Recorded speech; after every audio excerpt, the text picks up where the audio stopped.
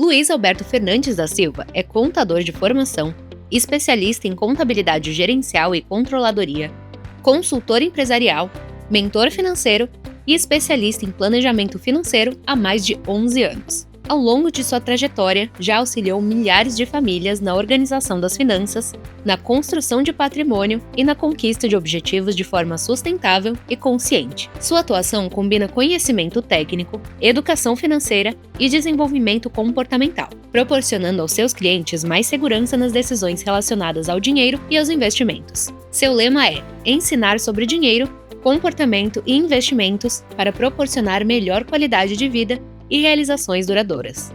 Recebam agora Luiz Alberto Fernandes. Aqui. Dinheiro é um assunto importante e merece a nossa atenção. Eu gosto muito de falar isso, porque ganhar dinheiro, produzir riqueza é algo muito fácil. Depois da internet, todos nós, munidos de dons e talentos, conseguimos produzir riqueza. O maior desafio das famílias é manter riqueza ao longo do tempo, porque manter riqueza denota comportamento. E nós aprendemos bons e maus comportamentos com o dinheiro. Hoje a gente faz parte de uma geração que foi bombardeada pela internet.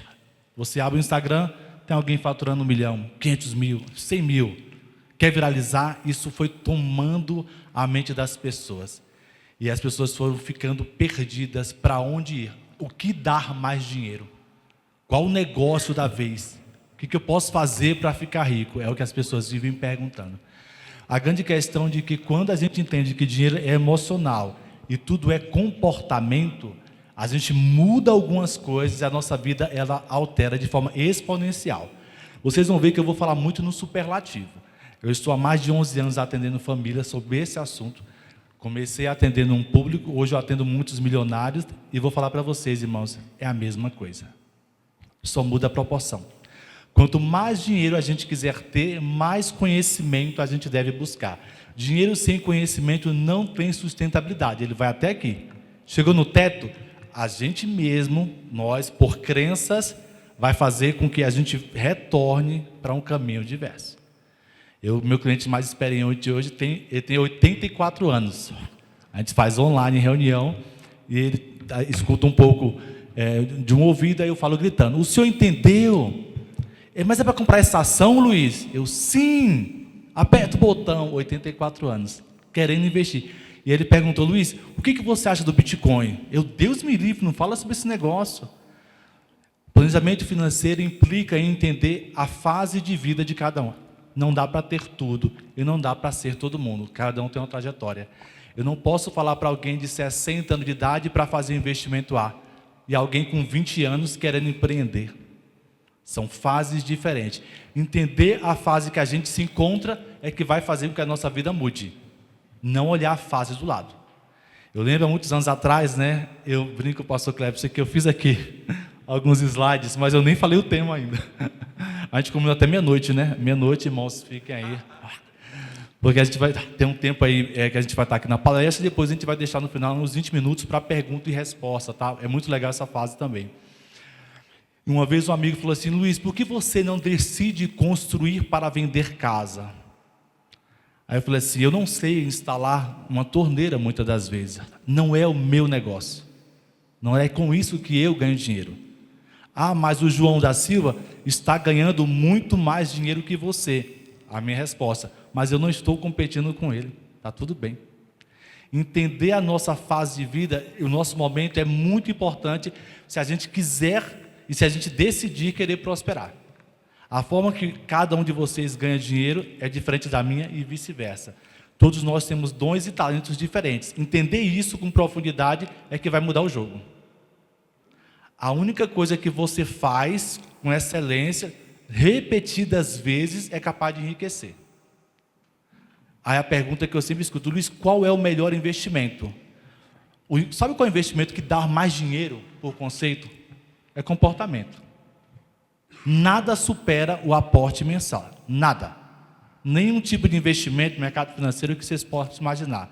Se alguém ganha 20 mil e guarda 2 mil por mês, nós estamos falando de 10%.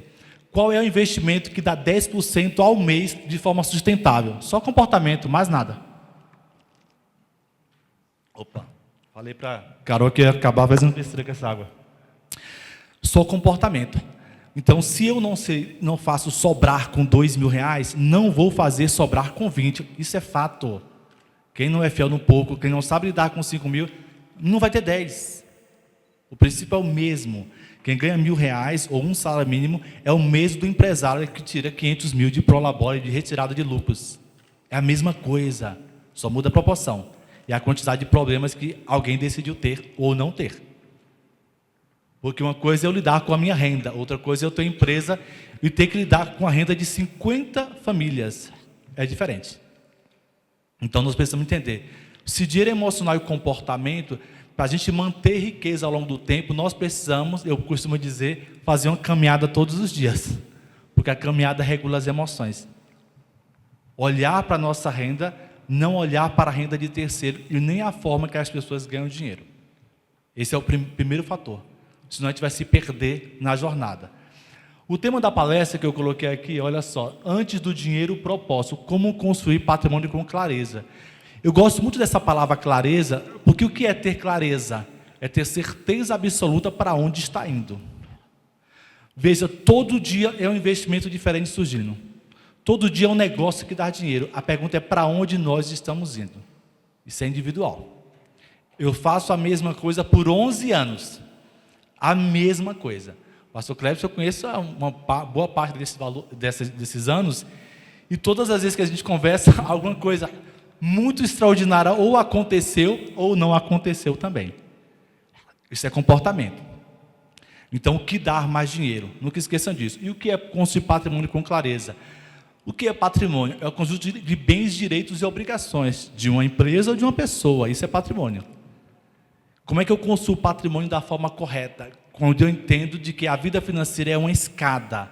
Eu vou construindo ela aos poucos. Sabe quem chega primeiro? Não é o cachorrinho, é a tartaruga. Tem um vídeo na internet que mostra uma dona chamando um cachorrinho numa valeta e uma tartaruga. E quem pular ali, ganhou o prêmio. O cachorrinho vem até a ponta, a dona chama, Bob no seu nome. O cachorrinho vem até a ponta e volta. A tartaruga vai e chega primeiro. Ou seja, nós não estamos atrasados. Tem um versículo que eu gosto muito que diz assim, um dia para Deus é como se fosse 1000 anos. Todo mundo já ouviu? Imagina o que Deus pode fazer em 1 hora. Aí depois você faz a conta. Então não precisamos ter pressa. É uma mensagem, é um cliente, é um e-mail, é um contato, é um network, é um produto, um serviço. Muda a nossa história do dia para a noite, literalmente. Comigo aconteceu isso em vários momentos. É do dia para a noite, não precisamos ter pressa. É só continuar fazendo a mesma coisa. Eu quero começar aqui, ó. Tem um versículo que eu gosto muito, está no final. Esse aqui primeiro eu gosto muito, que diz o seguinte: na casa do sábio há tesouros valiosos e azeite, mas o tolo devora tudo o que consome. Todo mês nós temos que investir. Ponto. Mas, Luiz, não sobra. Ponto. Tem que investir todo mês. Não sobra porque não investe. Ah, mas eu estou endividado. Está endividado porque não guarda. Mas eu não guardo porque não tenho. Não tem porque não guarda. Sempre investo. Nós não podemos destruir toda a nossa força de produção de riqueza com consumo. Todo mês tem que guardar. Para quê? Eu vou guardar dinheiro até morrer? Vai. Um bom pai deixa alguma coisa para os filhos dos seus filhos. Vai guardar dinheiro até morrer. E tem que deixar o dinheiro, tem que deixar seguro, tem que deixar tudo organizado. Quem aqui tem filhos? Levanta a mão. Boa parte. Guardar dinheiro até morrer. É isso. A último suspiro, não se esquece de fazer a poupança. É assim. Porque não pode consumir tudo. Vamos lá. Opa.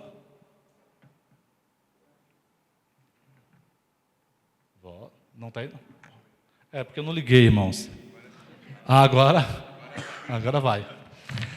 E a reflexão que eu faço é o seguinte: se amanhã não entrar nenhum recurso financeiro, você perder o emprego, não ter nenhuma renda adicional, nenhum cliente, por quantos anos você consegue manter o mesmo padrão de vida?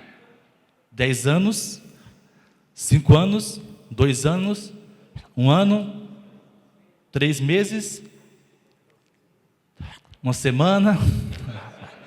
Uma vez eu fiz uma palestra dessa na faculdade, aí tinha um aluno que gritou lá no fundo, né? 2 horas, professor. Ele só tinha o dinheiro do lanche. Mas essa pergunta nos traz uma reflexão. Se eu não consigo responder, eu preciso me preocupar. Significa dizer que toda a minha força de trabalho eu estou consumindo, porque eu não tenho reservas para o amanhã. E o amanhã ele não existe, a gente sabe disso, né? Ele é fruto do que a gente constrói hoje. Tem que ter reserva. Porque a diversidade, situações acontecem com todo mundo. Ok? Tem que ter reserva. É por isso que a gente nunca fala que é bom ter uma vida equilibrada. Não podemos mais repetir isso. O que é uma vida equilibrada? Já experimentou se equilibrar no muro? A tendência é mais cair do que se manter ali. O que é a vida equilibrada? O carro bateu, não tem dinheiro da franquia. É só isso. A vida tem que ser organizada. Esse é o conceito. Porque a vida organizada, ela implica em ter reserva, ela implica em ter seguro, ela implica em ter uma reserva para o futuro, ela implica em ter um seguro de saúde. Uma vida organizada, ela tem todos os instrumentos que compõem o planejamento financeiro. Eu não posso, eu atendo muitas pessoas, 50 a mais, 60 a mais, e um dia um médico chegou para mim e falou assim: Luiz, eu te procurei porque eu estou desesperado. Aí a percepção é: eu ganho 150 mil reais por mês, mas eu estou desesperado. A pergunta é: o desespero é por quê? Se eu ganho 150 mil? Porque isso é só projeção, é só número. Em números cabe tudo, até mau comportamento com dinheiro. Mas por quê? Porque chegou na idade da vida e percebeu-se que não tinha construído nada. E que se parar de trabalhar hoje, a vida ela entra em colapso. A vida foi boa até os 67, mas uma fase da vida, ela pode entrar em colapso se uma situação acontecer. Isso é preocupante. Significa dizer que nós temos que ter uma vida preventiva e com sabedoria, porque o amanhã vai chegar. Eu posso olhar para o futuro com esperança ou com receio. Esperança de que vai ser melhor porque eu fiz algo hoje, receio porque a situação está desafiadora. Então, aqui também tem jovem de 20 e poucos anos, não importa a sua idade aqui, todo mês tem que guardar dinheiro. Ponto, não esqueçam disso. Isso é um princípio, não pode consumir tudo. Tem uma frase do Billy Graham que eu gosto muito que diz o seguinte: se uma pessoa adquire a atitude correta em relação ao dinheiro, isso vai ajudá-la a endireitar praticamente todas as áreas da vida. A atitude é comportamento. Comportamento a gente desenvolve. E dinheiro a gente administra com princípios. Simples assim. Não importa quanto você ganha. Se alguém ganha 5 mil e guarda 500 reais, ganha 5 mil e guarda 2.500 reais, é 50%. Sabemos que é desafiador os 50%, ok? Mas alguém que ganha 50 mil e guarda 2.500, em valor monetário é a mesma coisa. Quem tem mais chance de enriquecer? É quem ganha 5 mil e guarda 50%. Riqueza é medida em percentual. Eu costumo brincar, pastor Clebson, uma vez estava numa igreja fazendo uma palestra, aí eu fiz a seguinte pergunta, era uma igreja que eu conhecia todo mundo, né? Aqui eu só conheço o pastor Clebson, aqui. Eu perguntei: ô irmãos, você sabe quem é que dá o maior dízimo da igreja? Aí o pessoal estava todo mundo olhando, achando que iam apontar o nome de alguém, né? É igual, é 10%. Quer ser generoso? Dê 11%. Pronto. É igual. Ninguém dá mais, é igual, é 10%. Quer ser generoso? Dê 11%. O que muda a nossa vida? 4 sentimentos mudam a nossa vida financeira por completo. E eu gosto de falar que o medo, constrangimento, impacto emocional, estado de consciência. Medo. Tem pessoas que têm medo da vida e elas só guardam dinheiro. E aí desenvolve crença de escassez, a mentalidade escassa, depois desenvolve, vai avançando, a avareza, tudo que você possa imaginar de ruim, mesmo tendo dinheiro. Constrangimento. Qualquer um de nós deve ter passado o cartão de crédito em algum lugar, não passou, aí deu aquela vergonha: poxa, nunca mais quero passar por isso. Uma situação pontual. Impacto emocional. Nunca mais quero viver isso aqui. Chega. A vida muda quando dá aquele start. Nunca mais quero passar por isso. Aí a rota muda. No meu caso foi impacto emocional, que é a mais poderosa. Estado de consciência é a mais importante. Eu não preciso deixar minha situação chegar no fundo do poço, como diz o ditado, para buscar ajuda, um conselho, um curso, um livro, uma mentoria, não importa. Estado de consciência, eu preciso de ajuda, ponto. Já percebeu? Eu vou falar uma coisa que às vezes a gente não gosta. Pergunte e monta ao seu lado: irmão, quanto você ganha? Não precisa perguntar, não. Percebeu que as pessoas têm dificuldade de falar qualquer coisa sobre dinheiro? Isso é comum. Não deveria. É comum. A gente aprendeu assim. Não, eu não posso falar nada. Ok, algumas coisas devem ser preservadas. Mas pedir ajuda não deveria ser um problema. A gente não pode sofrer de graça. É caro.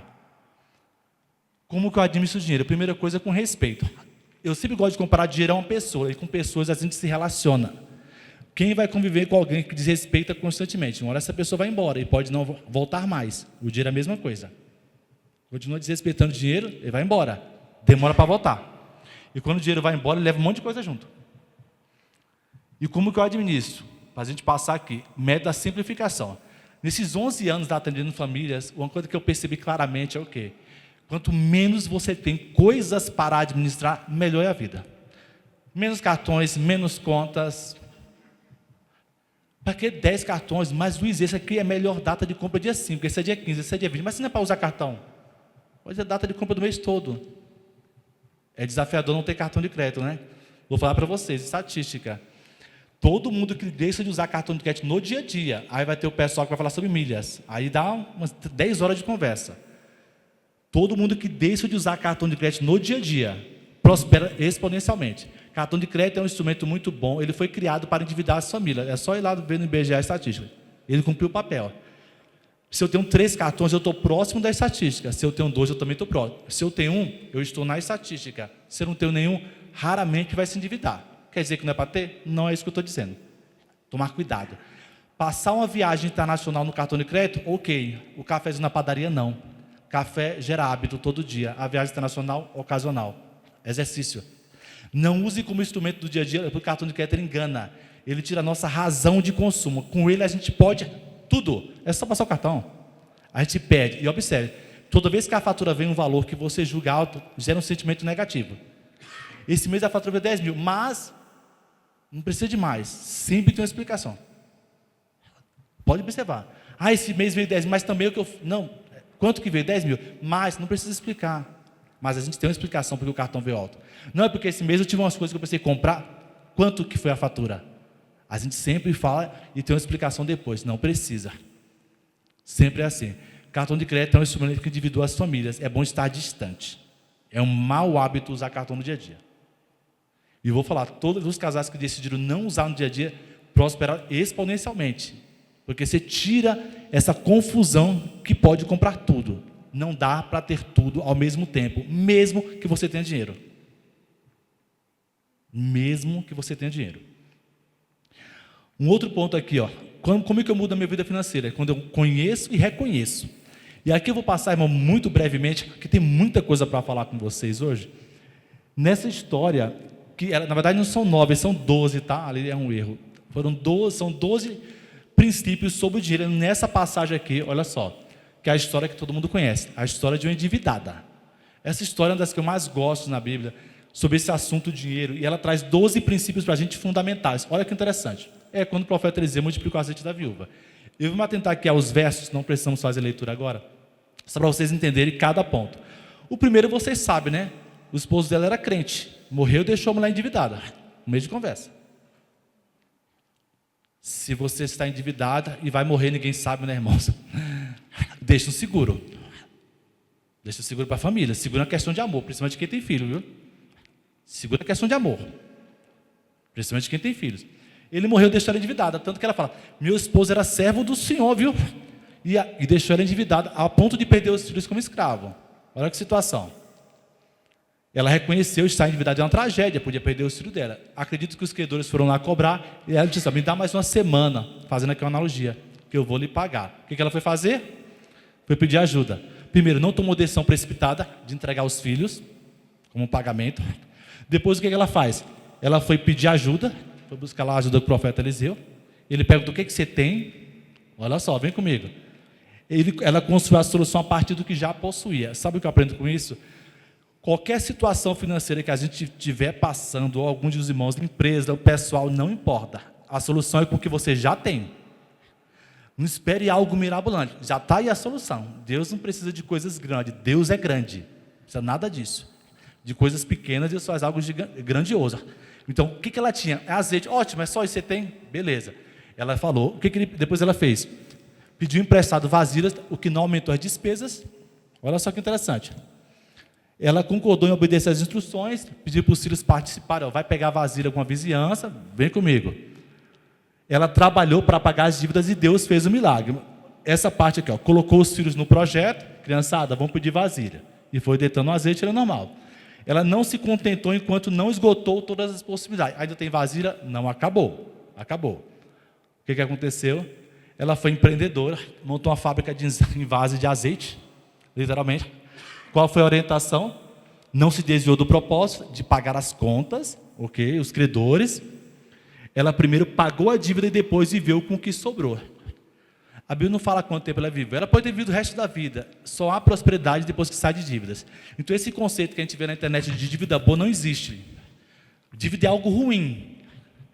Eu posso ter um compromisso financeiro que me permita prosperar, mas dívida é algo ruim. Não existe dívida boa. Dívida por conceito é algo ruim. Compromisso financeiro é outra coisa. Então, quando você sai das dívidas, você desativa que, olha, eu estou preparado para prosperar. E esse é o conceito. Eu digo que eu atendo, tem clientes que estão comigo há 9 anos, esses 11 anos, 8, 7, 6, 5 anos. Eu conheci pessoas endividadas, com 10, 12 cartões. Hoje são milionários. Foi mágica? Não. Comportamento. Comportamento. Um dia de cada vez. E foi ajustando.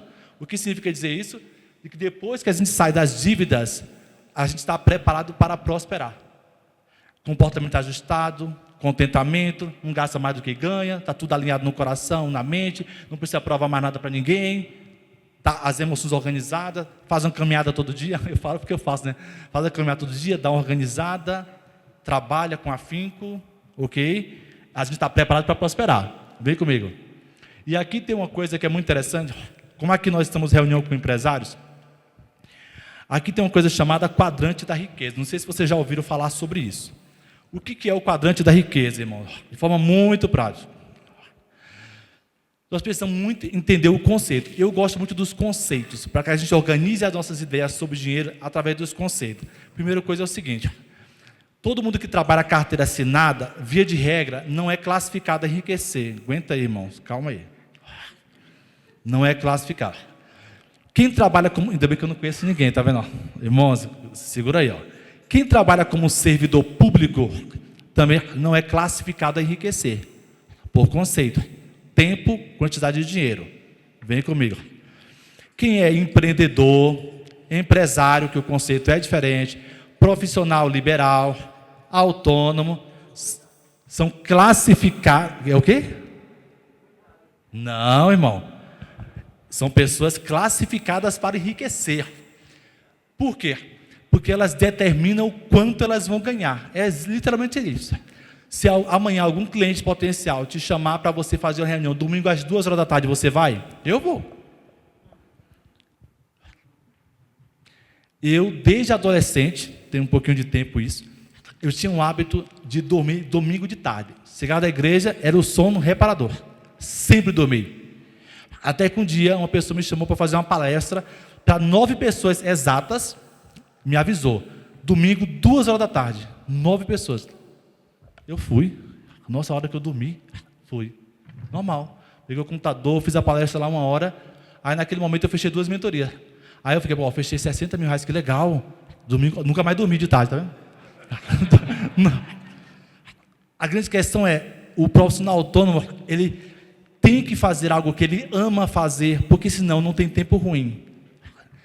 Essa escala do profissional liberal é 7-0, vocês sabem, né? 7-0 a escala nossa. Faz o que ama, não tem tempo ruim. Você determina os seus horários. É por isso que é classificado a enriquecer. O empresário, que a gente sempre fala, um empresário industrial, dono de comércio, ele tem a capacidade de enriquecer com muita velocidade. Só precisa fazer ajustes na forma de pensar. Porque a forma que eu penso como pessoa física, eu penso exatamente como empresário. A decisão que eu tomo em casa é exatamente igual. O comportamento vai junto. Aí quando o empresário tem problema, ele tenta salvar a vida da pessoa física e arrebenta a pessoa jurídica. São 2 pessoas diferentes. Na personalidade jurídica. Mas é a mesma pessoa tomando decisões. Temos que tomar cuidado.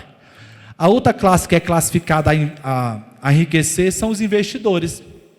De uma forma geral. Agora, se você trabalha carteira assinada e decidiu investir, mudou de quadrante, classificado. Se você é servidor público e decidiu investir, mudou de quadrante, é classificado. Essas pessoas são investidoras, ou seja, todos nós somos chamados a prosperar, a enriquecer de fato. Todos nós somos chamados. Só precisamos entender o conceito. Mas, Luiz, o trabalho que eu desenvolvo hoje, existe um teto. Sempre entendam uma coisa. Nós todos devemos desenvolver, eu não vou falar muito agora, uma coisa que nós chamamos de 3 tipos de renda. Guarda aqui, eu já vou voltar para cá. Por que eu desenhei esse quadrante? Para que vocês entendam que todos nós somos classificados. Classificados. Desde que a gente faça uma única coisa, bem feita, repetidas vezes, nós vamos ficar bons. Vês tu um perito em tua obra, perante rei será colocado. Alguém que faz a mesma coisa, milhares e milhares de horas. Só que a gente está distraído com muitas coisas que dão dinheiro. E a gente não sabe para onde está indo. Todo mundo que já ouviu falar nesse conceito de alavancagem, né? Dá até um arrepio esse conceito. Vamos falar no final. Para vocês entenderem o que de fato é isso. Todos são chamados a prosperar. Como é que eu começo a prosperar? Tomando decisão. A vida muda tomando decisão, das mais simples às mais complexas.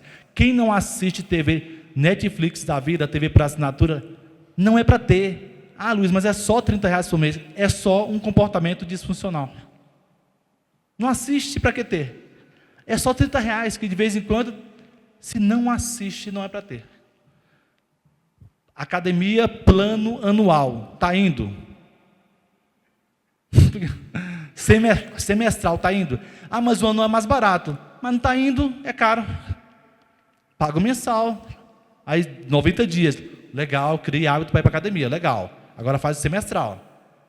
Depois virou estilo de vida, é normal. Tudo que a gente faz que desperdiça dinheiro é perigoso. Não dá para prosperar desperdiçando dinheiro com coisas que a gente não precisa, não usa em casa. Depois os irmãos podem fazer um exercício. Chega em casa hoje e veja tudo que você olha dentro do seu apartamento, sua casa, que você não usa. Joga fora. Doa para alguém. Joga no lixo. Excesso. Excesso é algo que a gente não deve ter em casa. Excesso de coisas. Isso não é bom. Excesso gera estresse. Olha só que interessante. Esse semáforo ele traz aqui 3 pontos. Olha só, se suas receitas forem menores que as despesas, tome medidas urgentes. Urgente, na hora. Para agora. Muita gente não gosta de fazer uma planilha no Excel, porque, de novo eu vou ver isso aqui. É para ver e para resolver. A vida passa muito rápido. Não dá para a gente ficar jogando os problemas lá para frente. Ainda mais quando se trata de dinheiro. Uma hora vai nos encontrar. E o preço que o tempo cobra é muito caro. Ninguém consegue pagar. O preço é caro. Se suas receitas forem iguais às despesas, reveja o orçamento. Veja o que dá para fazer. Agora, se as receitas forem maiores que as despesas, aproveite para investir. Temos que ter um teto de orçamento doméstico e ele deve ser preservado ao longo de um ano. Se você é profissional liberal e você tem renda muito flutuante, como é de costume, cria um teto. Olha, a minha média é 5 mil, vou considerar 4. E toma decisões baseadas nisso. Durante um ano. Ah, Luiz, isso no outro mês. Exemplo, se você for corretor de imóveis. Eu vendi uma casa, ganhei R$200 mil. Não é para fazer nada. Alguém trabalha em multinacional aqui, quando se faz o budget, congela. Não é para ficar alterando. Mesmo que eu ganhei 300 mil, sim. Sabe por quê? O cérebro não vai acostumar com um padrão de 5, com de 10, com de 20, porque está toda hora assim. Aí você perde parâmetro e perde referência. Fez o plano, é 30 mil de renda mensal? É isso aí. Eu ganhei 500 mil, não faz nada. Ano que vem, você potencializa algumas coisas, mas no ano, não. E a gente consegue fazer isso? E consegue exercitar isso? Não é para mexer. É congelado. Mesmo que você ganhe muito dinheiro. Porque você vai disciplinar um comportamento para manter riqueza. Se aumentar o padrão de vida da mesma velocidade que você aumenta a tua renda, isso é extremamente perigoso. Eu vou tirar isso aqui, senão eu vou ficar... Olha só que interessante, irmão. Como que a gente aumenta o nosso padrão de vida? De forma muito prática. É assim, ó. Aqui é o padrão de vida e aqui é a nossa renda. Olha só. Olha como sua vida melhora todo ano. Está melhorando, está vendo? Vocês também está melhorando todo ano. Ah, é só isso? Calma. Ó. Essa aqui é a nossa renda, ó. Assim a gente constrói riqueza. Eu não coloco o meu padrão junto com a renda. Por quê? Porque essa diferença toda aqui, ó, é para investimento. Para quê, Luiz? Para cumprir o papel de pagar o custo de vida. Se eu mantenho isso aqui mais disciplinado e ganho cada vez mais, rapidamente eu vou ser independente financeiramente. Então, ser independente financeiramente é uma questão de disciplina. Quem consegue ganhar muito dinheiro e guardar o menor valor possível? E viver com o menor valor possível? É a pergunta que eu sempre escuto. Luiz, quanto que eu devo guardar por mês? Sabe qual é a resposta? O máximo que você puder, mantendo o padrão de qualidade da sua família. Isso é pessoal, só você sabe. Aí são as escolhas. É o máximo. Para quê? Para que você tenha investimento de tal forma que ele pague o seu custo de vida. Nesse momento você é independente financeiramente, aí você decide realmente fazer o que você ama fazer na vida, se você ainda não faz. Se eu não faço isso e sempre levo meu custo de vida junto, eu perco o parâmetro. No momento que eu começar a ganhar menos, a vida financeira entra em colapso. É o que acontece com a maioria das pessoas. Entra em colapso. Porque eu encostei o padrão de vida com renda. Isso é perigoso. Então eu sempre mantenho aqui, ó, 1 ano, 2. Sabe por quê? A gente vai melhorando a vida aos poucos. Quando a gente ganha dinheiro muito rápido, 2 coisas acontecem. Ou eu acho que eu sou inteligente, que eu sou o cara, fiz um bom negócio. Ou eu perco referência de tudo. E aí, se você perde o dinheiro muito rápido também, acontece outra situação. Você sempre vai ficar na mente, daquela época, aquele saudosismo, eu ganhava tanto, e sempre vai querer um negócio que te dê tanto dinheiro quanto naquela época. Aquilo já foi. Eu tive uma fase da vida muito interessante, ganhava muito dinheiro, e depois de 2 anos eu fiquei, naquela época já foi, não volta mais. Ou a gente ressignifica, trabalha isso e caminha, senão vai ficar naquele, mas na época eu ganhava, não tem mais o que fazer. Então eu preciso tomar muito cuidado de deixar essas linhas juntas, tá? Muito cuidado, isso aqui é extremamente perigoso. Seguindo aqui, ó. Saindo das dívidas. Aqui tem alguns tópicos que eu quero trabalhar com vocês. Irmãos, de forma muito prática, sabe como é que a gente sai das dívidas? Pagando uma por vez. Esse negócio de apagar incêndio não vai resolver. Quando você pega alguém com endividamento crônico, o que é um endividamento crônico? É quando você tem, você pega o total das suas dívidas, depois você faz conta em casa, pega o total das suas dívidas todas, tá? E divide pelo seu padrão de vida. Você vai ter um fator. Você vai perceber que eu preciso trabalhar 3 anos, 4, 10 anos, sem gastar R$1 para pagar todas as minhas dívidas. Isso é preocupante. Como é que eu saio? Quando a gente relaciona as dívidas todas no papel, já escutamos isso, certo? Só que a gente vai escutar o inverso agora. Não é pagar da dívida mais cara para mais barata. Não é assim que sai. Aí só eu estou certo na internet, né? Acredito que sim. Não é assim que sai. Sabe por quê? Nós pagamos pelas mais baratas, as mais caras. Sabe por quê? Dinheiro emocional. Quando você tem 20 linhas de conta e você pagou 15, mesmo que as 15 representam 15% do total da dívida, o fator motivacional ele multiplica. Você fica motivado e você começa a pagar mais rapidamente as dívidas. Olha, eu tirei 15 problemas dos 20. Mesmo que os outros 5 sejam mais representativos. Eu pago das menores para as maiores. Se é dívida com pessoas, a gente fala com as pessoas. Do banco não, que ele já liga, né, pessoal? Vou te pagar amanhã, você deve, aguenta aí, um banco que ele já liga. Ou seja, pagar uma conta por vez, para a gente sair das dívidas. Como é que eu quito o cheque especial?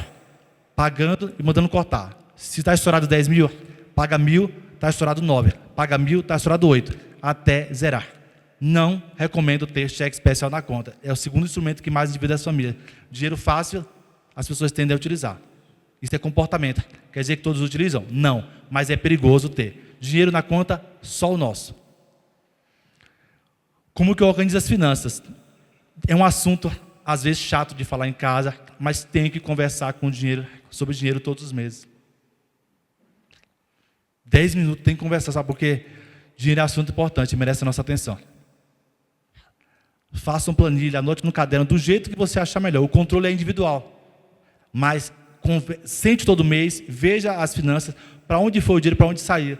Se a gente ver todo mês, a gente vai se disciplinando.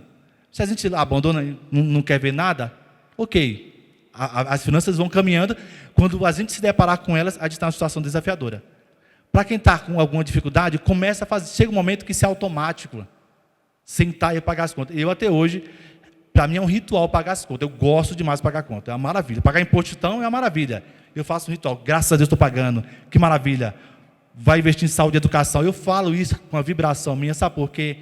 Não importa o que os governantes fazem com o nosso imposto. O que importa é de que eu estou pagando muito imposto porque eu estou ganhando muito dinheiro. É isso que importa, é isso aqui.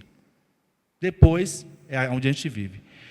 Ou seja, como é que eu organizo? Eu faço esse controle normal, administro as finanças, e na minha organização, todo mês eu preciso conversar sobre isso e pagar as contas. Qual é o ritual que eu faço? Eu imprimo as contas, eu gosto de ver a fatura, eu não gosto de nada de débito automático, eu não gosto que ninguém tire dinheiro da minha conta sem minha autorização. Se bem que autorizou o débito, né? Não gosto. Eu imprimo a conta, eu pago, eu grampio, coloco marca-texto, atualizo a planilha, imprimo e coloco na pasta. Para mim isso é uma maravilha. Eu posso estar onde eu estiver, eu vou fazer esse ritual. Não me perca, 10 anos, eu gosto de ver as contas lá. Normal. Ainda salvo em PDF eletrônico, mas eu gosto de ver e coloco na pasta. Depois de 3 anos eu vou jogando fora. Aí quando você sai das dívidas, organiza as finanças, você começa a poupar. É o ato de guardar. E aí pode ser o porquinho mesmo. Pode ser o conceito debaixo do colchão. O caixinha do Nubank, que todo mundo conhece. Pode ser em qualquer lugar. Aqui é guardar. Todo mês eu guardo dinheiro. Não estamos falando de investimento ainda. Mas é o ato de guardar. A pergunta é, às vezes uma pessoa me chamou no Instagram e perguntou assim, Luiz, eu tenho R$1 milhão, onde eu invisto? Aí você não tem a mínima ideia. A pergunta é, esse 1 milhão você juntou? É de herança? Você vendeu imóvel? Do que é? Há uma diferença muito grande no perfil de investidor, a forma que o dinheiro vem. Se for de herança, não entende nada sobre dinheiro. Se for venda de imóvel, não sei qual o contexto. Quer ganhar muito dinheiro investindo? Não vai ganhar. Porque já tem 1 milhão. É bagunça. Tem que alinhar o comportamento e entender o que faz sentido. Depois aprende a investir. Poupança da vida, CDB de praxe. É o processo de aprender. Olha, eu guardei, o dinheiro está parado. Para eu ganhar um pouco mais. E por que a gente decide investir depois que guarda? Para corrigir o dinheiro no fator tempo. Porque a inflação destrói o nosso poder de compra. Eu invisto para corrigir o meu patrimônio. Minimamente pelo poder de compra. Inflação é o primeiro conceito. Porque o que considera no Brasil investidor inteligente é o que vence a inflação. Olha o conceito. O que vence a inflação é conhecido como investidor inteligente. A gente está numa régua muito baixa. Depois que a gente começa a investir, a gente começa a construir base de segurança. O que é base de segurança, irmãos? Todo mundo sonha em ter a casa própria. Os que têm, ok. Os que não têm, sonham em ter. Há muitos casais que eu atendo que no início falavam o seguinte, Luiz, eu não quero ter casa, eu quero ter dinheiro, pagar aluguel. Isso que a gente vê na internet, né, pessoal? A gente precisa fazer uns 30 dias sem internet, tem muita besteira lá. Eu quero só investir, viver liberdade geográfica, tudo isso é muito bonito, porque em palavras cabem tudo, em papel também cabe tudo. Só que a casa própria gera um sentimento de segurança muito grande. Principalmente quando você tem filhos. Então, essas pessoas que queriam só investir para ter renda, o que elas só... não aguento mais morar de aluguel. Já mudei 2 vezes, agora o cara quer a casa de novo, agora quer comprar casa. Não demorou 3 anos. Um contrato de aluguel, 2 anos e meio. Já quer a casa própria. Porque isso não se sustenta. Mas não é mais vantajoso morar de aluguel e investir o dinheiro? Na internet tudo cabe. Não é para todo mundo isso. Não é para todo mundo. Depende do contexto. Quem não sabe investir, vai fazer isso, vai perder a casa. Gente, basta você ver quanto o mercado financeiro paga hoje. Hoje a Selic está alta, a gente sabe disso, mas a valorização de imóveis é muito superior. Tu vai investir para pagar o aluguel, depois você nunca mais consegue comprar uma casa igual. Tem sua casa? Quer, entre aspas, brincar com outro capital? Faz o que quiser. Mas a única casa, o único bem da família é investir para fazer essa brincadeira de internet, não faz o menor sentido. Isso é base de segurança. A família está preservada, ok. Tem outro dinheiro, quer investir de outra forma? Vai embora. O céu é o limite. Mas pegar o único imóvel para morar de aluguel, isso não se sustenta por um bom tempo. Vai até aqui, depois, o casal começa a querer que eu tenha a casa própria, aí daqui a pouco a esposa fica grávida de novo, aí não, quero morar na minha casa, não quero morar de aluguel. Então, esses conselhos da internet, eles são perigosos nesse contexto, porque é melhor ter a casa própria do que ter o dinheiro da casa própria investido. É sempre assim. Você tem uma casa própria, tem 2 imóveis que você decidiu fazer isso? Ok, outro contexto. Mas o único imóvel da família? Jamais faça isso, irmãos. Tá? Porque todo mundo na internet que fala que é bom morar de aluguel, tem casa lá de 20 milhões, viu? Não cai nessa onda, não. Está todo mundo com casa. Depois que você constrói base de segurança com a família, você tem o que agora? Você começa com esse patrimônio. Aí o que a gente aprende com nossos pais? Meu filho, quando você estiver ganhando dinheiro, compra uma casa, um apartamento na planta, ganha dinheiro, você vai lá, aluga, você tem uma renda, a gente vai crescendo com esses conselhos. Construa uma casa, alugue, compra um apartamento na planta, aluga, você vai construindo um patrimônio. Observou que todo mundo, é cultural no Brasil, a gente começa a ganhar dinheiro, a gente faz o que todo mundo faz igual? Como a gente percebe que alguém está prosperando? Não, a pessoa tem 3 casas de aluguel. Isso é conceito, isso é cultural aqui no país. A gente começa a perceber que está melhorando de vida comprando mais coisas. Só que quando você começa a ler filosofia de investidor, desses caras grandes aí, Howard Marks, Peter Lynch, até o próprio Luiz Bassi aqui no Brasil, Warren Buffett, todo mundo fala, é importante eu ter mais liquidez do que coisas. Quer dizer que é errado ter imóveis? Não. Mas é importante ter mais liquidez na construção de patrimônio, porque uma hora o imóvel estabiliza. Se eu não tenho liquidez, eu começo a deteriorar o patrimônio. Semana retrasada eu conversei com um empresário, ele está há 40 anos, olha só, há 40 anos, construindo e locando. Tipo, posto de gasolina, galpão para supermercado, há 40 anos, construindo e alugando. Ele chegou, não fui eu que falei, ele chegou à conclusão de que não valeu a pena essa forma que ele fez. O aluguel não está pagando, os imóveis toda hora tem que ter manutenção. É para todo mundo isso? Não. Aí a gente vai fazer um trabalho para tentar, para corrigir a distorção da perda de valor. Imóvel tem vida útil em 8 anos, pode ver. Aí na planta, legal.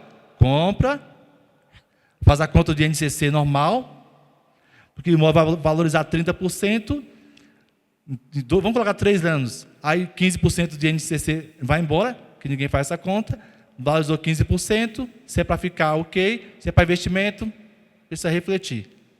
Aí você compra e dá uma valorização, depois de 8 anos, estabiliza. A não ser que algo extraordinário aconteça naquela região. Não se ganha mais dinheiro com aquele imóvel. Eu gosto de investir em imóvel? Ok, pode se vender e trocar para um imóvel mais novo. É o mesmo imóvel, mas dinheiro precisa circular. Dinheiro precisa circular. É investimento em imóvel? Vende um antigo, compra um imóvel novo e assim vai começar o mesmo ritmo. Depois que você tem um certo patrimônio, você começa a proteger a família. E aqui, irmãos, isso é muito claro. Todo mundo tem que ter seguro, principalmente quando tem filhos. O seguro de vida é importante. No caso de uma doença grave, olha como o seguro ele traz um conforto para a família. Tem que ter seguro, não procrastine isso, tem que ter seguro, tem que ter reserva financeira. Isso são bases para ter paz, para enriquecer. Sem paz, a gente não consegue prosperar. Aqui vem um conceito que todo mundo fala, né, mãe? Isso aqui é muito perigoso, o conceito de alavancagem patrimonial, que você abrir o Instagram agora, você só vê isso.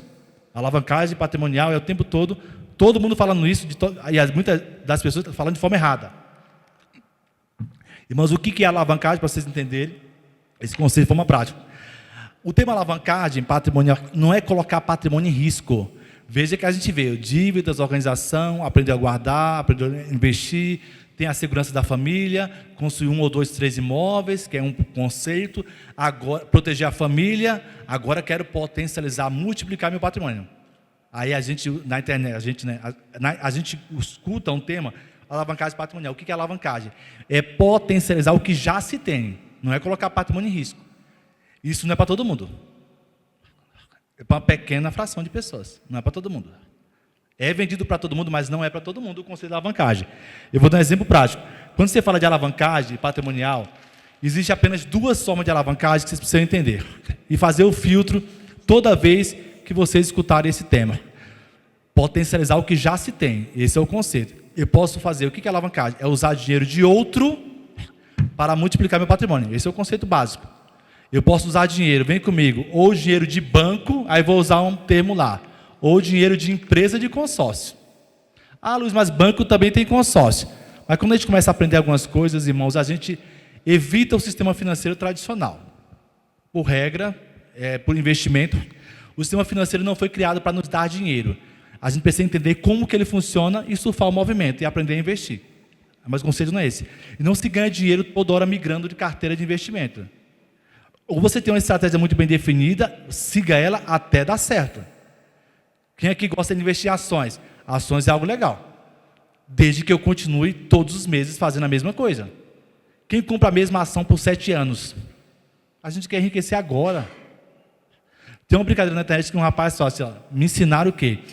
Quando eu morrer, eu não levo nada. Eu não morri, também não tenho nada. É uma brincadeira na internet, mas observe que, quando a gente olha o conceito de alavancagem via banco, a gente percebe o quê?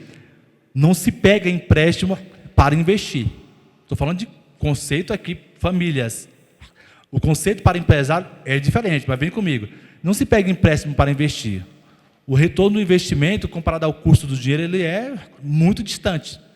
Eu pego dinheiro de empresa de consórcio. Esse é o conceito, pessoal. Esse é um conceito apenas. Mas como que a alavancagem funciona? Quando eu já tenho dinheiro. Todos os meus clientes que decidiram fazer, não fez porque é um nome bonito. Só faz a alavancagem e ela dá certo quando você já tem estrutura base consolidada. O que você tem que entender? Irmão, se você tem R$1 milhão aplicado, de forma prática, rendendo 1% ao mês, para a gente fazer uma conta de padeiro, como diz o ditado, o padeiro devia ganhar royalties, né? Que todo mundo fala de conta de padeiro, né? Devia dar um royalties para o pessoal. Vai, rende R$10 mil por mês.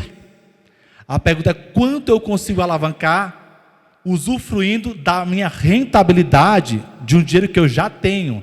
Mas eu uso todo? Não. Eu utilizo o princípio da prudência, 75% do valor, R$ 7.500 como prudência, para o valor minimamente corrigir. Eu uso esse valor para alavancar. Eu não tiro de orçamento doméstico. Então, a alavancagem, ela funciona quando eu tenho um recurso financeiro. Porque essa conta matemática, pessoal, até fiz histórias falando sobre isso. Mas você financia um imóvel, aí o aluguel paga. Quem fez? Onde que o aluguel paga o financiamento?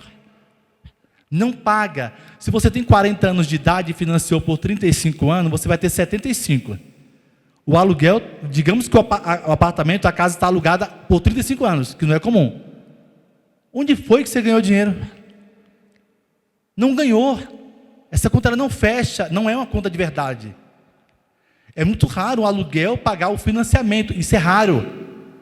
Imóveis específicos. Financiei 35 anos, financiamento X. Aí você pega o aluguel para pagar, não, sempre vai faltar. E durante 35 anos, você disse que você alavancou o patrimônio. Não alavancou o patrimônio, fez conta de mais e menos, não ganhou dinheiro, só teve dor de cabeça.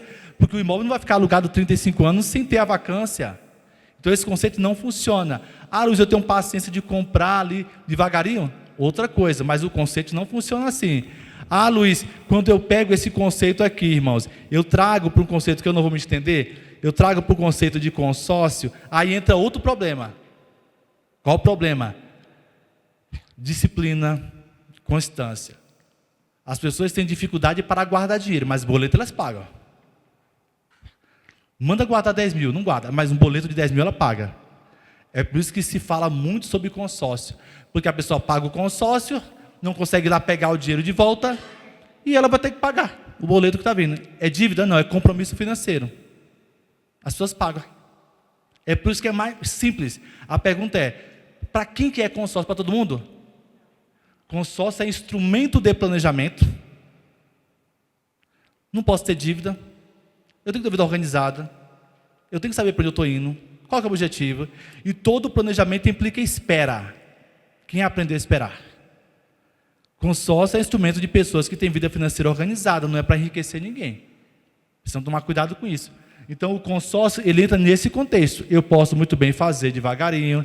Aí, se lá na frente o consórcio for contemplado, você comprar o imóvel, aí sim ele se paga, porque não tem juros, é taxa, todo mundo já conhece, aí sim se paga. Mas via financiamento, pode ignorar isso aqui, não faz o menor sentido. Via consórcio, sim. Para quem? Não é para todo mundo. Por conceito. Nós precisamos entender isso. Voltando aqui, que horas são agora? Ok, tá. 3 horas ainda. E olha que interessante, pessoal. Qual que é o conceito de planejamento financeiro? É a escolha de viver com propósito. Isso aqui é estilo de vida, irmãos. A gente fala de planejamento financeiro, não é tipo o ato de ter dinheiro, é o ato de ter paz.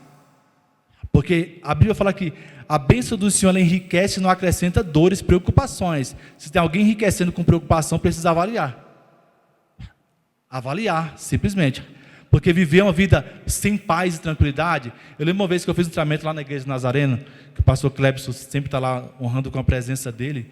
E aí uma irmãzinha chegou lá no fundo e falou assim, ela tinha uma renda de R$4.000 com o esposo, um apartamento quitado do CDHU, quitado do CDHU, tinha um Onix quitado, um carro popular, 15 mil de reserva financeira, e ela chegou para mim e falou: irmão Alberto, eu sou o casalzinho mais pobre da igreja que você atende, né? Eu nunca mais repita isso. E detalhe, malhava com personal. Olha como a vida estava organizada, tudo bonitinho. Ainda tinha um valor, conceito de saúde.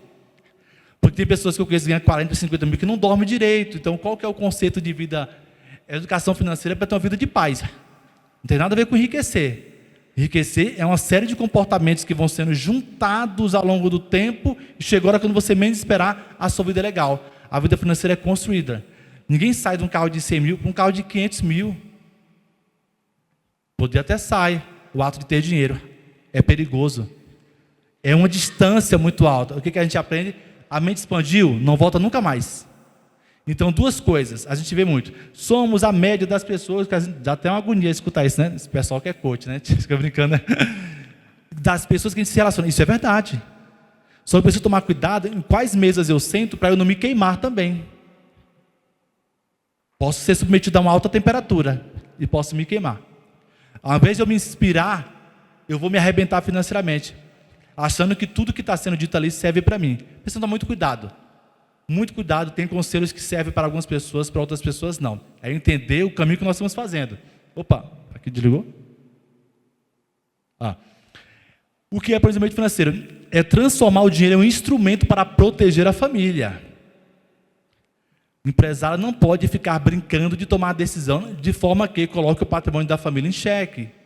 Isso é perigoso. Eu conheço a história, não era cliente meu, uma cliente que eu atendi em São Paulo, e a amiga dela tinha um pai, sei que não era cliente meu, que ele ganhou R$1 milhão de indenização, 30 anos de empresa lá, não lembro o que foi. Ele decidiu, aos 70 anos de idade, empreender com um loteamento. Perdeu todo o dinheiro, nessa idade. O que faz a gente perder muito dinheiro rápido com negócios, coisas erradas? Um coração descontente. Não está satisfeito com nada. Nossos olhos nunca vão se fartar das coisas. Nunca vão se fartar. Nunca. Nunca vão se fartar. Precisamos estar alinhados no nosso contentamento, senão a gente se perde. E realizações construir um futuro com tranquilidade. A verdadeira riqueza não está apenas no que se possui, mas na paz de saber que cada decisão financeira aproxima você de uma vida de equilíbrio, contentamento e segurança para quem mais ama. Nós precisamos ter uma vida financeira organizada para que haja paz. Não dá para dormir todo dia preocupado. Uma coisa é você ter 20 anos e estar preocupado, com 30 preocupado, com um filho preocupado, com 12 preocupado. Aí vem um neto está preocupado, aí com 50, com 60, vive uma vida inteira de preocupações. É uma vida inteira de falta de contentamento, de descontentamento. Nada dá bom. Quando que nós estaremos satisfeitos?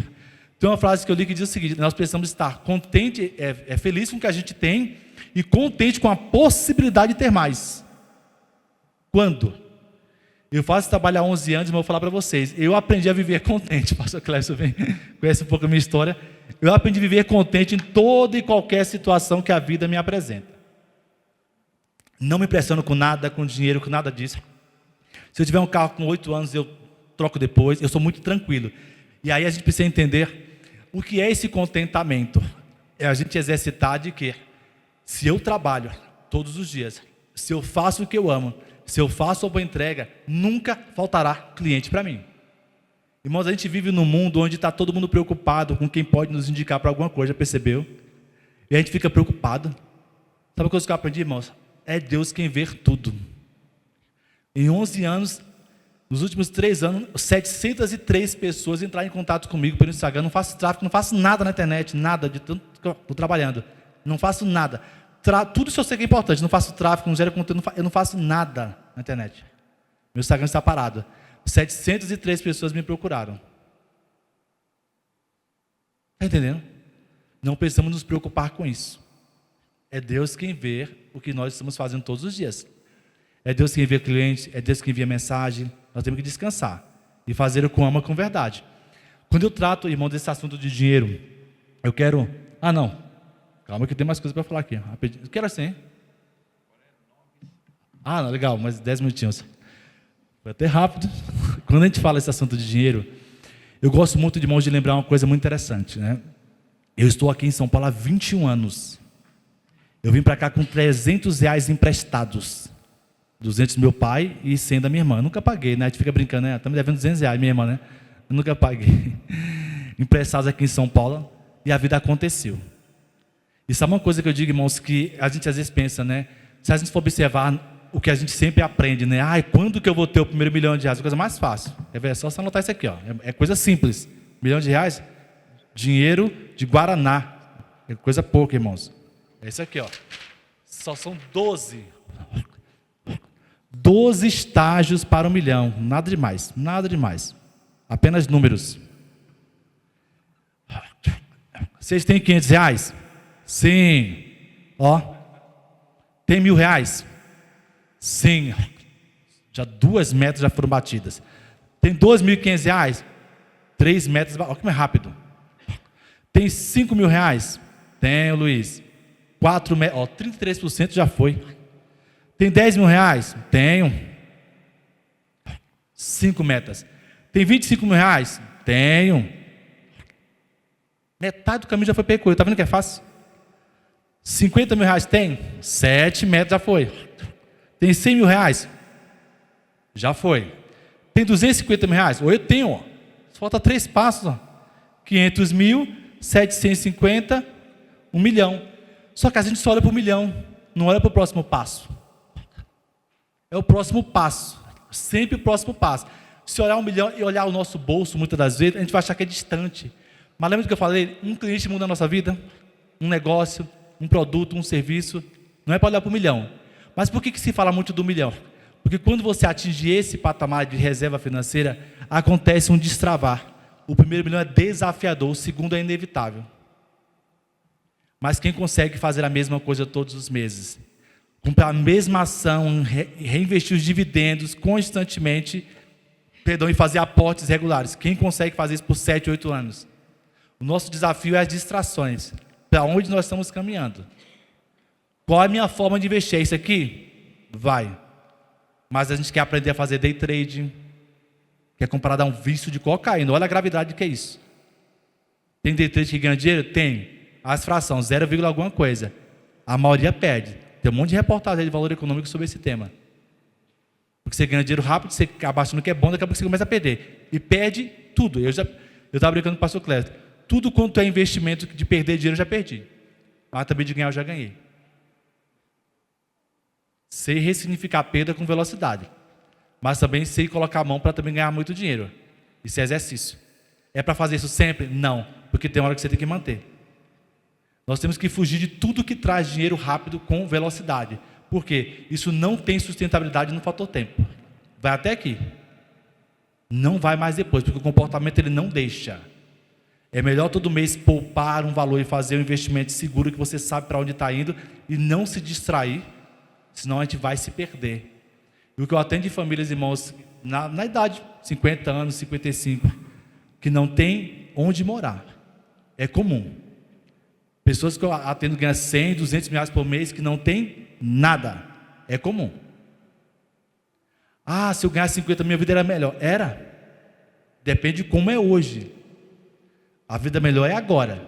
É com 2, é com 5, é com 10, é com 15. Agora é a vida boa. Quando vier 50, vai ser melhor.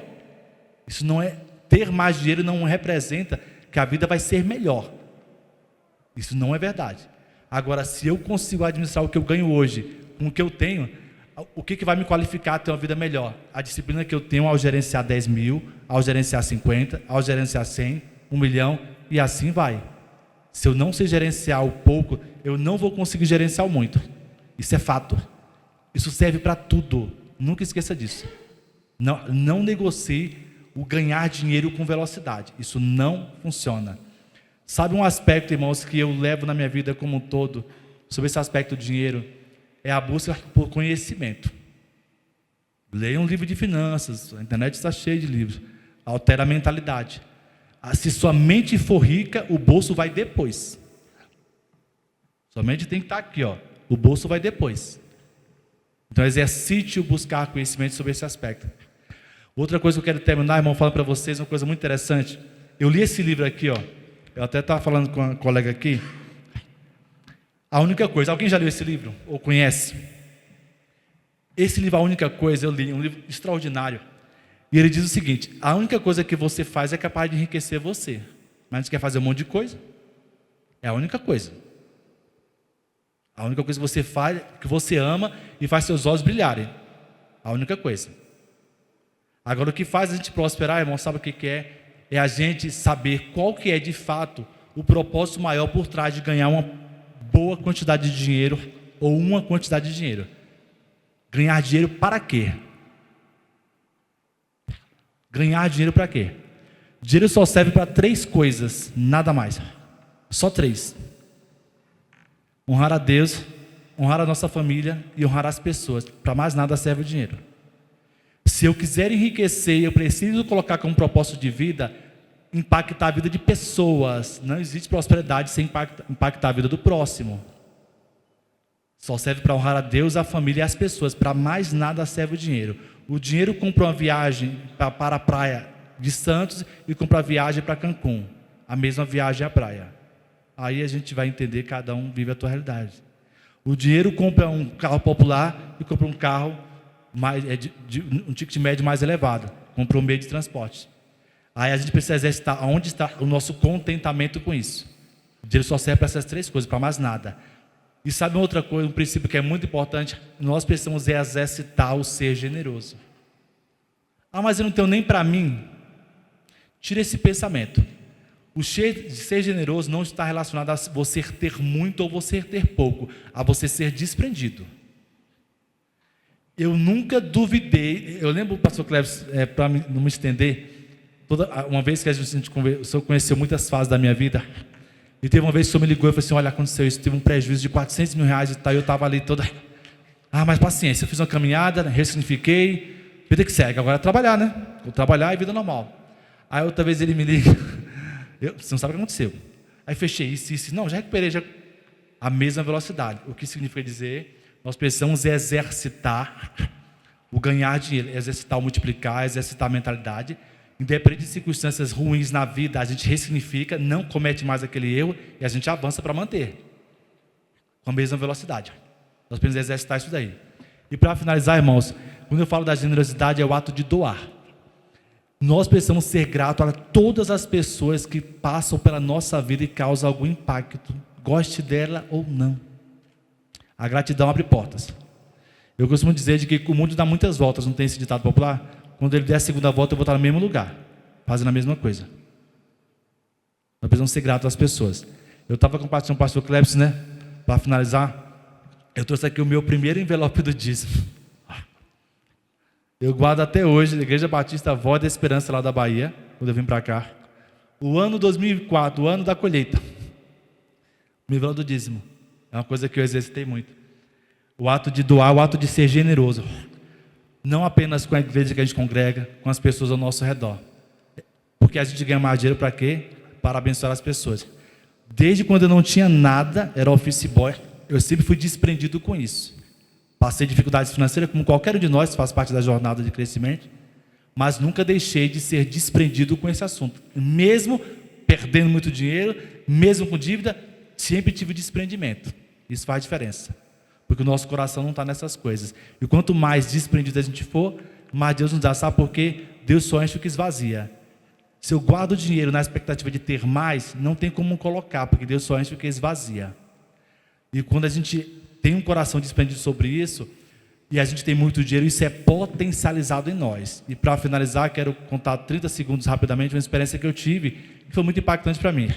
Há muitos anos atrás, lá na Igreja Nazarena, tinha uma pastora lá, e ela fez um grupo do WhatsApp com 50 pessoas para a gente doar cada um R$50 para comprar um telhado para a África, uma escola na África lá.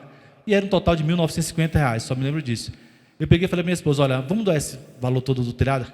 E aí deixa os irmãos doarem, que aí eles vão ter mais dinheiro para fazerem a construção lá do telhado da escola das crianças. E eu fui num sábado de manhã na igreja dar o cheque, e a pastora ficou muito feliz, e ela falou uma coisa que até hoje me impactou. Luiz, os missionários estavam de joelho há 4 horas. Nós só vamos levantar quando a provisão chegar, e a provisão veio através da minha vida. É por isso que a gente tem que ter dinheiro, irmãos. Essa experiência marcou a minha vida e tantas outras experiências. Eu queria finalizar, irmão, dizendo para você o seguinte: se você estiver precisando de ajuda, peça ajuda, não sofra de graça não. É muito ruim. A vida passa muito rápido. Muito rápido. Usufrua dos recursos que Deus te dá, use com sabedoria, tenha contentamento. Se estiver muito ansioso com amanhã, descanse. Continua fazendo o seu todos os dias, com paz. Mantenha a família segura do ponto de vista financeiro. Nós vivemos dias maus, não quer dizer que nós estamos vivendo dias maus, entende? Os dias são desafiadores. Precisamos ser prudentes a lidar com o dinheiro. Dinheiro é um assunto sério, merece a nossa atenção. E espero, irmão, do fundo do coração, que Deus os abençoe rica, grande e poderosamente. Que os irmãos não coloquem o coração nessas coisas. Tome uma decisão por vez, irmão. Sabe por quê? Porque a nossa vida ela muda quando a gente toma decisões, das mais simples às mais complexas. Não tenha medo de recalcular a rota. Ah, e se eu vender esse carro, o que os irmãos vão falar? Irmãos, não tem ninguém falando nada, todo mundo tem seus desafios. Não é dar um passo para trás, é recalcular a rota. A gente recalcula a rota numa fase da vida diferente. Não é regredir. Fase de vida. Eu preciso vender o carro, vou vender. Preciso sair daqui, vou sair. Com paz. Mas não negocie a tranquilidade de ter uma vida organizada por um pouco mais de dinheiro. Isso não tem sustentabilidade. Então que os irmãos tenham tranquilidade, tomem uma decisão por vez, não tenham pressa, irmãos, a enriquecer para não cair em armadilha. Sempre tem um negócio bom. Dê passos firmes, sustentáveis. Planeje bem as coisas. Busquem conselheiros. Não desperdice todo o dinheiro que vocês têm. Desenvolvam talentos para ter mais fonte de renda para investimento. O amanhã ele é muito rápido. Eu lembro, irmãos, muito breve, meu pai faleceu no mês de abril agora, recentemente. E meu pai foi muito simples. E ele deixou minha mãe tranquila. Vivia com uma pasta verde e um caderno preto. Com, se eu morrer, aqui está as senhas. Guardou, deixou minha mãe tranquila. Ele tinha esse pensamento no amanhã, mesmo na pouca força que ele tinha. Então que a gente possa trazer paz para os nossos em vida. E quando a gente for dessa para melhor, que aqueles que ficam se orgulhem do que nós deixamos para eles por uma questão de amor. Tá? Não tem nada a ver com dinheiro.